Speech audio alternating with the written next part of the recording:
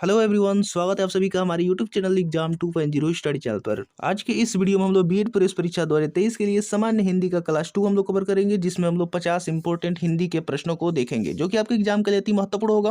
तो इस वीडियो को आप लोग अंत तक जरूर देखिएगा, और ये वीडियो आपको पसंद आता है तो इसको लाइक कर दीजिएगा, और चैनल को अभी तक सब्सक्राइब नहीं किया तो चैनल को सब्सक्राइब करके बेल आइकन बटन भी दबा दीजिए। तो चलिए शुरू करते हैं आज का इस वीडियो को। तो आज का देखते हैं आज का पहला प्रश्न क्या है।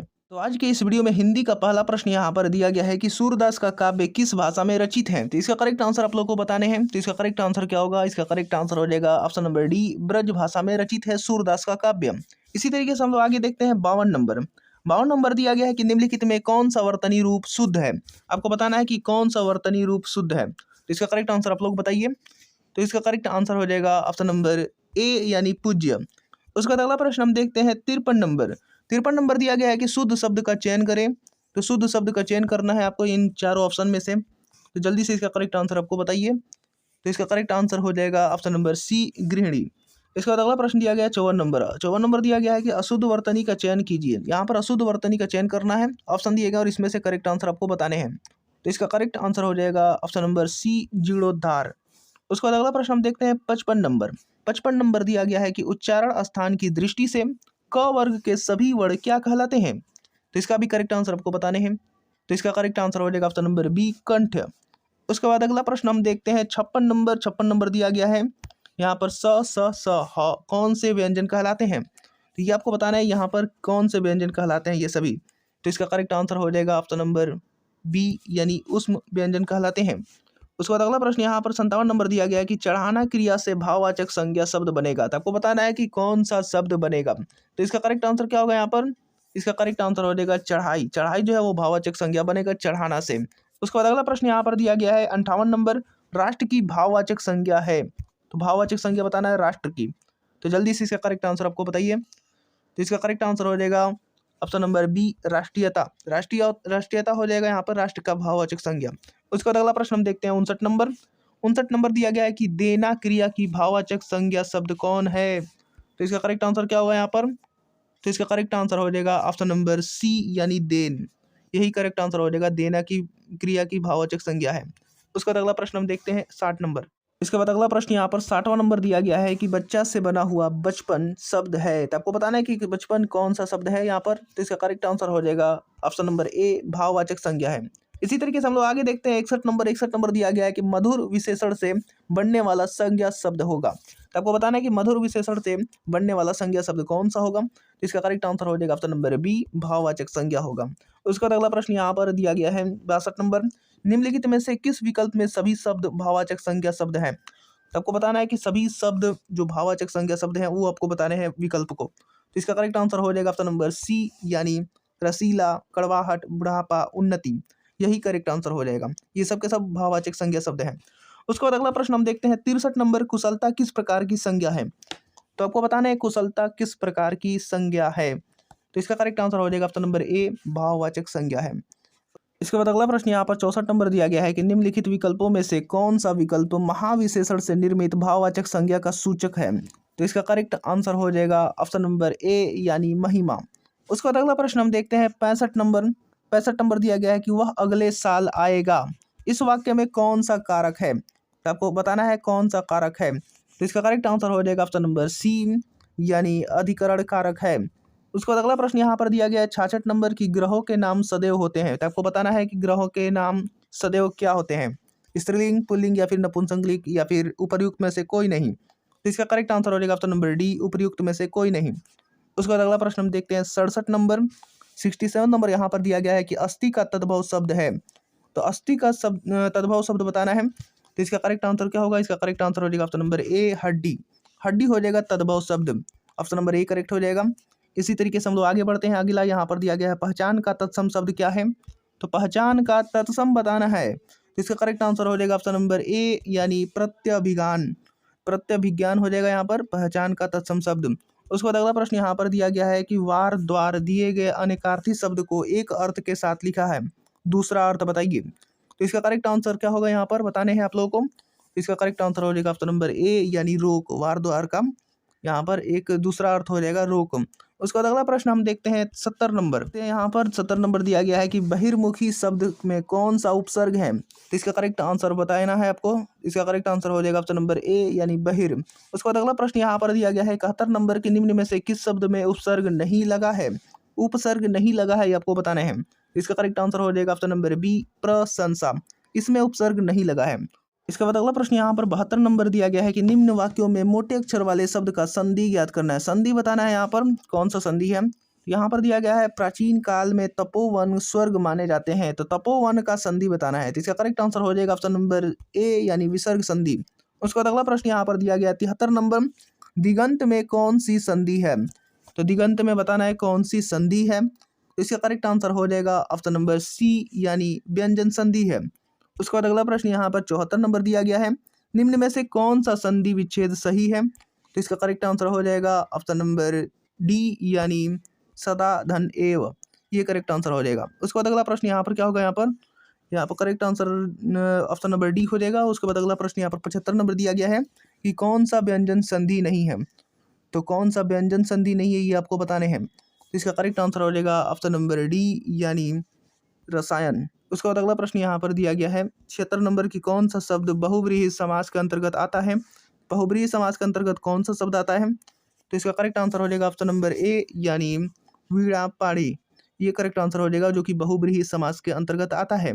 उसके बाद अगला प्रश्न हम देखते हैं 77 नंबर। और ये वीडियो आपको पसंद आ रहा है तो इसको लाइक करते रहिए और चैनल को खूब से खूब शेयर कीजिए, और सब्सक्राइब नहीं किया तो चैनल को सब्सक्राइब भी कर दीजिए।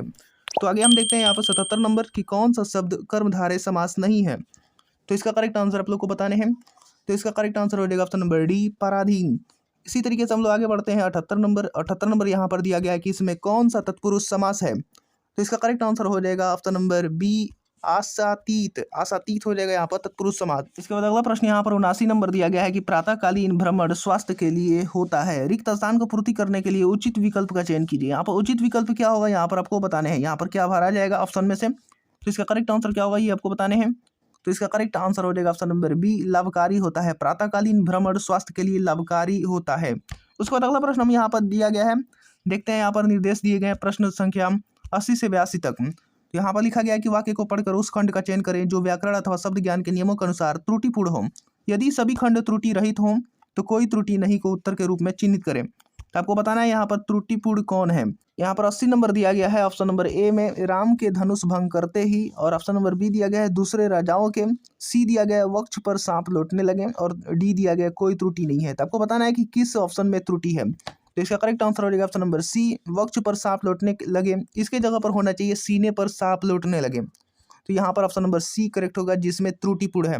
उसके बाद अगला प्रश्न हम देखते हैं 81 नंबर। तो यहाँ पर 81 नंबर दिया गया है कि बेटी तो, ऑप्शन ए दिया गया बेटी तो, बी दिया गया पराये काम धन होती है, कोई त्रुटि नहीं है। तो आपको बताना है इसमें से किस ऑप्शन में से त्रुटि है। तो इसका करेक्ट आंसर हो जाएगा ऑप्शन नंबर बी पराये की जगह पर होना चाहिए पराया।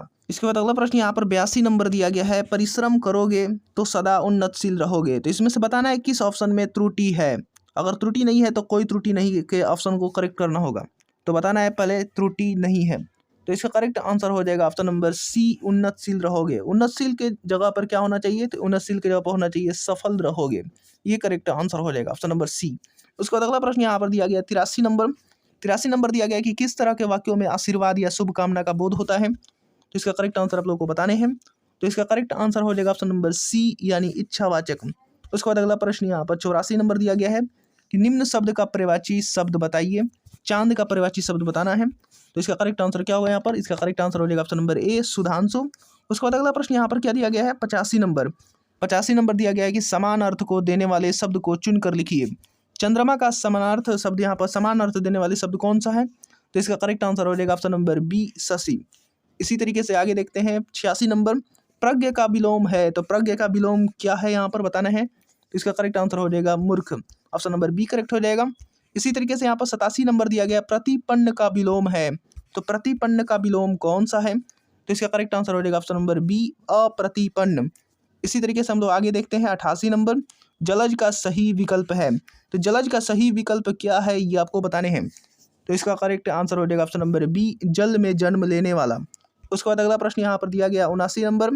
89 नंबर दिया गया है कि सही विकल्प को चुनिए। सर्वज्ञ, सर्वज्ञ का मतलब क्या होता है यहाँ पर आपको बताने हैं। तो इसका करेक्ट आंसर हो जाएगा ऑप्शन नंबर ए, जिसे सब विषय में जानकारी हो उसे सर्वज्ञ कहते हैं। इसी तरीके से यहाँ पर 90 नंबर दिया गया है कि नतमस्तक होने का अर्थ है। नतमस्तक होने का अर्थ क्या है ये आपको बताने हैं। तो इसका करेक्ट आंसर हो जाएगा ऑप्शन नंबर ए, यानी सम्मान करना। इसके बाद अगला प्रश्न यहाँ पर दिया गया है 91 नंबर की खटाई में पढ़ना का अर्थ है। तो आपको बताना है कि खटाई में पढ़ना का अर्थ क्या है। तो इसका करेक्ट आंसर हो जाएगा ऑप्शन नंबर बी, अनिश्चित रहना। इसी तरीके से हम लोग आगे देखते हैं 92 नंबर की खाक छानना मुहावरे का अर्थ है। तो इसका करेक्ट आंसर हो जाएगा भटकना। उसके बाद अगला प्रश्न हम देखते हैं 93 नंबर यहाँ पर देखते हैं 93 नंबर दिया गया है कि हवा से बातें करना मुहावरे का भावार्थ क्या है। तो इसका करेक्ट आंसर हो जाएगा ऑप्शन नंबर डी, यानी बहुत तेज दौड़ना। उसके बाद अगला प्रश्न यहाँ पर 94 नंबर दिया गया है कि बाल की खाल निकालना मुहावरे का भावार्थ क्या है। आपको बताना है भावार्थ क्या है बाल की खाल निकालने का।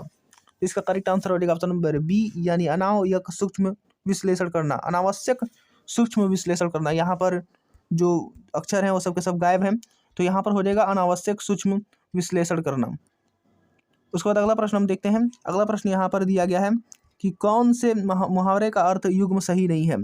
तो कौन से मुहावरे का अर्थ युग्म सही नहीं है ये आपको बताने हैं। इसका करेक्ट आंसर क्या होगा यहाँ पर। इसका करेक्ट आंसर हो जाएगा ऑप्शन नंबर सी, यानी एक आंख से देखना, भेदभाव करना, ये सही नहीं है। तो ऑप्शन नंबर सी करेक्ट हो जाएगा। उसके बाद अगला प्रश्न यहाँ पर दिया गया 96 नंबर, ध्वनि संप्रदाय के प्रवर्तक कौन है।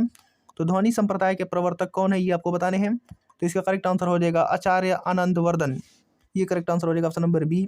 इसी तरीके से हम लोग आगे देखते हैं 97 नंबर, महावीर प्रसाद द्विवेदी ने आदिकाल को क्या संज्ञा दी है। तो इसका करेक्ट आंसर आपको बताने हैं। तो इसका करेक्ट आंसर हो जाएगा ऑप्शन नंबर डी, बीज वपन काल।